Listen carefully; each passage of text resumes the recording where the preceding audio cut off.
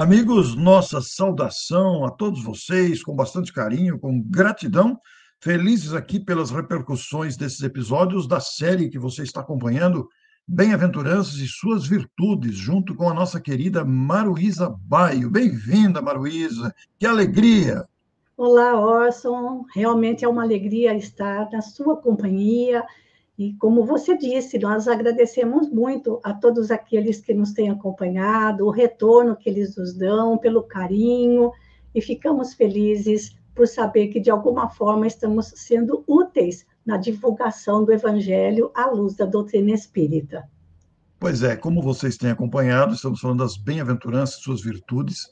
Hoje vamos entrar no episódio Exortação à Justiça, traduções. É um assunto instigante que nos vai permitir adentrar mais essa questão das bem-aventuranças na questão da justiça. Vamos ver então, vou compartilhar o arquivo aqui da nossa Maruísa. Exortação à Justiça, felizes os perseguidos por causa da justiça. Maruísa do céu! Pois é, agora as coisas, como eu disse na bem-aventurança anterior, né, que era falando sobre os pacificadores, agora as coisas estão ficando mais complicadas, certo, Orson? Pelo menos para nós, para o nosso atual estágio evolutivo, não é? E Então, são afirmações que já foram dadas por Jesus, né? E vamos estudar isso então. exato. Então, só para a gente se situar, o nosso bloco se chama As Bem-aventuranças e Suas Virtudes. Então, nós já passamos por todos esses itens. Hoje, nós estamos no item 10, referente à penúltima bem-aventurança. Mas se tem só 9 bem-aventuranças, por que vai até o item 12? Mas o item 12 é o fechamento da série, né? Depois de falarmos de todas as bem-aventuranças. Então, hoje nós estamos nos reportando à penúltima bem-aventurança, a exortação à justiça. Estamos quase chegando no fim, né, Orson? Com a graça de Deus. Pois é, foi um período muito produtivo, de muita felicidade, que nós temos divulgado com muito empenho, porque realmente tem muito conteúdo. Então, vamos conhecer aqui nesta área. Vamos lá, Maruís. Então, a nossa referência, como sempre dissemos, e estamos utilizando o livro do professor Severino Celestino, O Sermão do Monte, e nesta penúltima bem-aventurança, que está registrada no Evangelho de Mateus, capítulo 5, versículo 10, Jesus teria dito aos que o ouviam lá na Galileia: avante os perseguidos por causa da justiça, porque deles é o reino dos céus. A tradução para o grego: bem-aventurados os que são perseguidos por causa da justiça, porque deles é o reino dos céus. Então, nós vamos fazer a análise desta bem-aventurança em 2 momentos. Neste vídeo, nós vamos dar um destaque para o significado de perseguidos por causa da justiça. A que justiça Jesus estava se referindo? E no nosso próximo vídeo, nós iremos abordar o deles é o reino dos céus, certo? Exatamente, porque como você tem acompanhado, nós temos feito para cada bem-aventurança 2 vídeos, um de traduções e outro da própria virtude. Da própria Então é virtude. isso que nós vamos ver hoje. O primeiro vídeo, traduções. É comum, nós trouxemos novamente aquele quadro que apresenta as 9 virtudes, as 9 bem-aventuranças com as suas respectivas virtudes. Nós estamos agora no bloco das 3 últimas, que são trabalhadas ou que já foram conquistadas por aqueles espíritos que já são considerados bons espíritos, conforme a escala espírita, no que Kardec colocou no livro dos Espíritos, a partir da questão número 100. Então, as 3 últimas bem-aventuranças estão relacionadas ao amor à paz, são os pacificadores, amor à justiça e amor a Jesus. Vejam que essas 3 últimas já representam um salto na nossa evolução espiritual.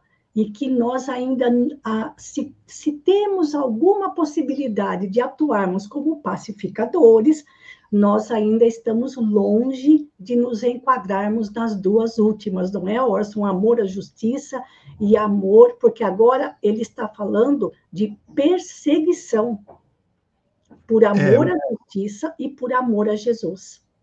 Pois é, o quadro aí é bastante didático. Se você analisar pausadamente, estudar o quadro, vai ser fácil perceber aí essas questões que a Maruísa didaticamente coloca tão bem para nós. Isso.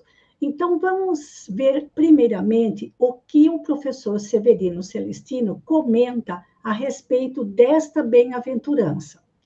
Ele diz o seguinte: aqui, ou seja, nesta bem-aventurança, Jesus resume as outras exortações já feitas sobre os humilhados, os enlutados, os humildes, os famintos, os sedentos, os que promovem a vida, os corações puros e os pacificadores, que são perseguidos por uma política romana injusta.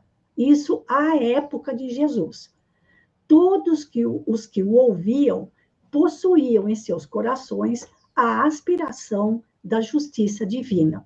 Eu vou voltar naquele quadro, Orson, porque eu me esqueci de fazer o seguinte comentário. Parece que a oitava bem-aventurança é semelhante à quarta, onde Jesus fala dos que têm fome e sede de justiça. Então, a questão da justiça aparece na quarta bem-aventurança e na oitava. E por isso pode-se ter uma certa confusão, achando que Jesus teria falado novamente a mesma coisa. E não é isso, certo? A fome e sede de justiça está relacionada à virtude que nós chamamos de justeza, ou seja, o desejo de ser justo, o desejo de se corrigir para ser um homem de bem. Certo? Então, nós só conquistamos a justeza na convivência com o outro. É interessante. É diferente da oitava. É interessante observar que nas bem-aventuranças a justiça está duas vezes presente com enfoques diferentes, né? Com focos diferentes. Então, na quarta bem-aventurança, o foco era nós nos tornarmos pessoas justas, corrigindo as nossas encrencas adquiridas em existências anteriores ou na própria existência. E na oitava, aqui Jesus está se referindo àqueles que são perseguidos por causa da justiça. E claro que aqui se trata da justiça divina. Mas olhando bem nesse quadro, Orson, para chegar até a oitava virtude, nós temos que ter conquistado todas as anteriores. Pois é, um longo caminho, porque se a gente observar o quadro aí, a gente vai ver que ainda estamos nas três primeiras, para dentro, né, na necessidade da reforma íntima. E lutando com aquelas onde nós lidamos com o outro. Então, ainda não faz parte, ainda não chegamos na nossa jornada evolutiva, espiritualmente falando, nós ainda não chegamos na oitava e nona bem-aventurança. O quadro dá uma dimensão disso. Vejam que nós estamos aí tentando as três primeiras e com uma certa transição aí para a primeira do próximo bloco, que é o número 4. Mas ainda temos muito que aprender. Né? Temos muito pela frente. E aqui é o que o professor Severino Celestino está dizendo nesse primeiro comentário dele.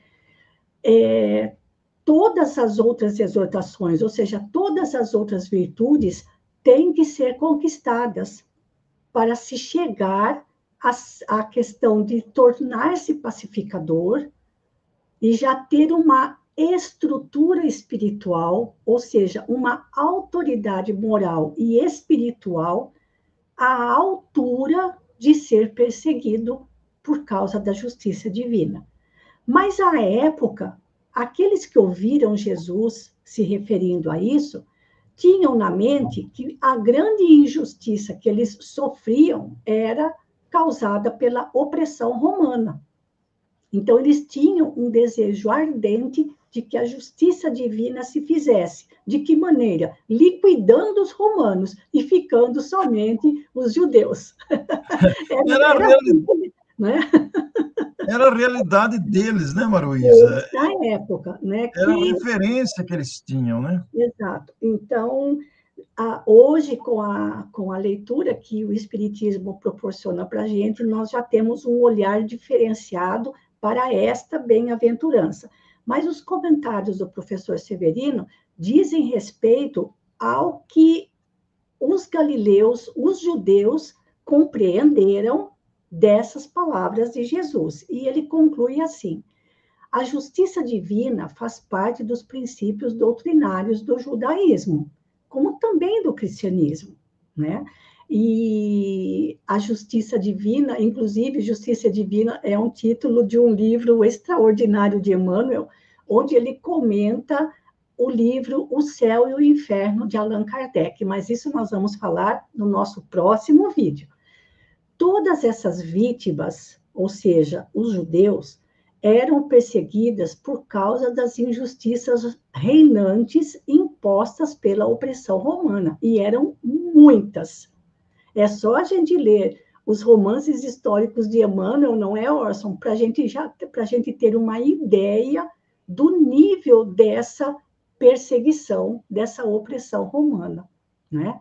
Sem E dúvida nenhuma, a gente vai aprender muito na leitura dessas obras, porque refletem a realidade da época, de daquela dureza época, mesmo, de sim, enfrentamento e de injustiça, digamos sim, até, né? isso.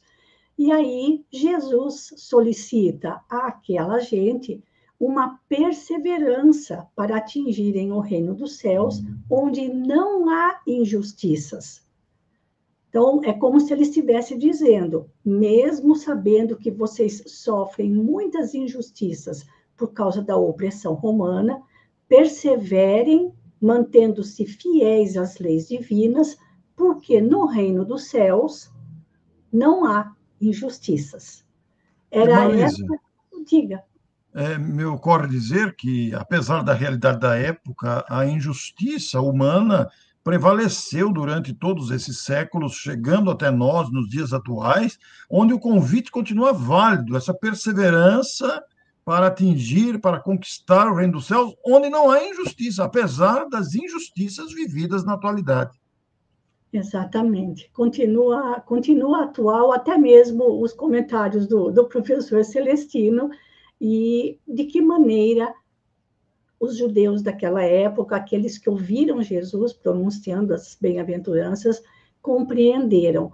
Mas hoje a gente tem uma visão um pouco mais ampla, certo, Orson, do Sempre. significado de perseguidos por causa da justiça, que Perfeito. não é para qualquer um, não é? Não é para qualquer um. Nós encontramos no livro do Richard Simonetti, chamado A Voz do Monte. Esse livro é uma delícia de se ler, onde ele comenta o Sermão do Monte todinho. Capítulo 5, 6 e 7 de Mateus, ele comenta trechinho por trechinho.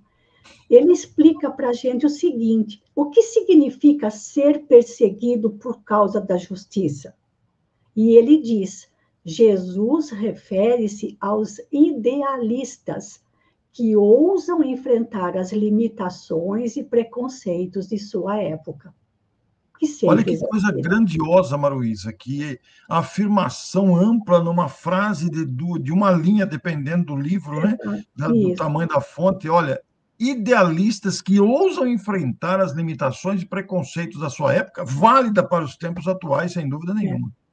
Geralmente, esses intimoratos desbravadores são atacados, caluniados, encarcerados e até mortos, mas ficam sempre na história, história com H maiúsculo, ou seja, o registro dos fatos, como precursores de tempos novos, de benéficas reformulações sociais, de valiosas conquistas no campo da moral, da ciência, da religião, da arte, e ele coloca como representantes do céu. Maruísa, me permita, lendo isso aqui, é inevitável a gente não consegue desviar o pensamento de um Caibar Schutte, de um Bezerra de Menezes, de um Batuíra, de uma Ivone Pereira, de uma Anália Franco, né? Nomes extraordinários que enfrentaram isso daí. Olha, foram sim, desbravadores, atacados, sim, caluniados, em alguns casos até encarcerados, sim, mortos mais antigamente, agora já não se sim, mata fisicamente, mas se sim, mata na perseguição, na calúnia, etc. Né? pois Mas é, fica uma história. Olha que coisa bonita isso.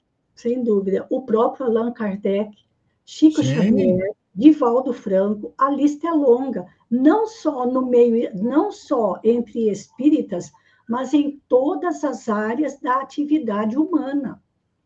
perfeito, Maruísa, perfeito.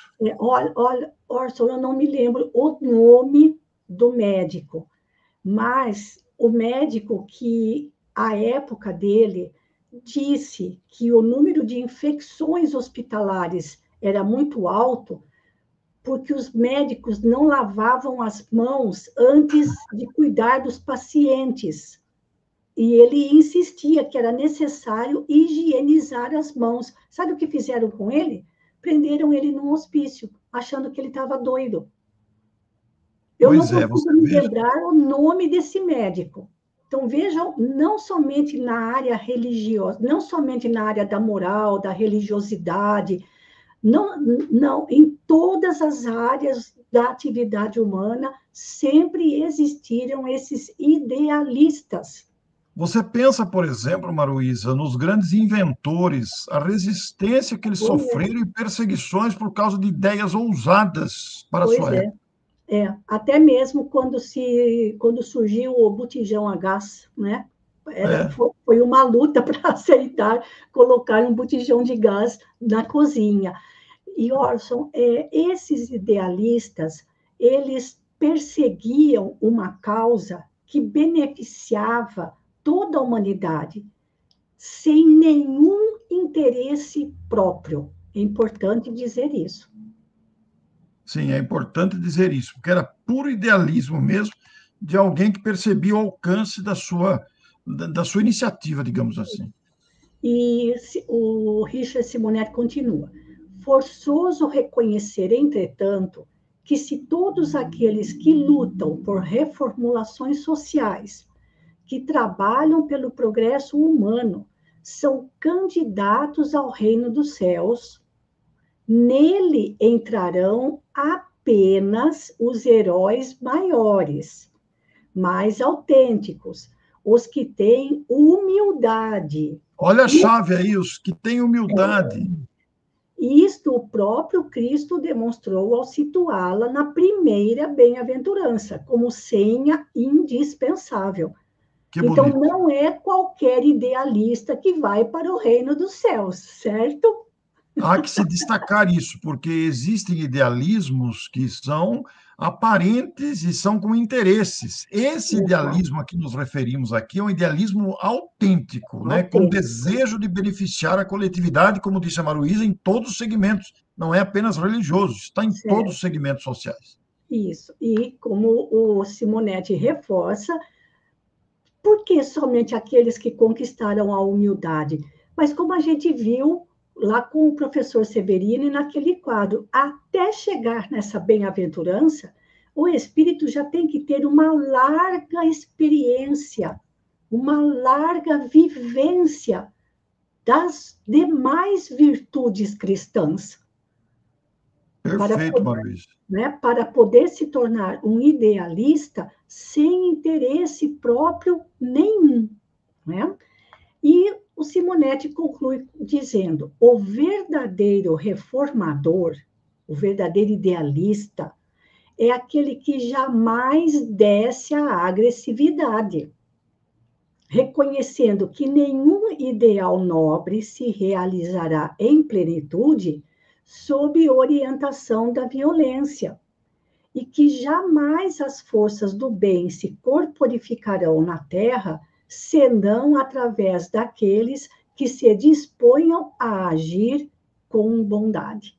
E ele chama Maruísa, esses idealistas de os heróis maiores.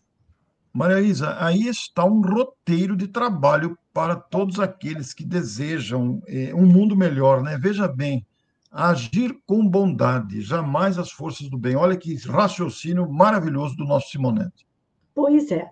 E lembrando, mais uma vez, tudo começa lá atrás, da humildade, e vai indo. A bondade, a confiança, a misericórdia, a compaixão, a pureza de coração, a pacificação, ser justo, até chegar nesse momento em que o espírito já está em condições de realizar esse trabalho pelo bem comum. Não é?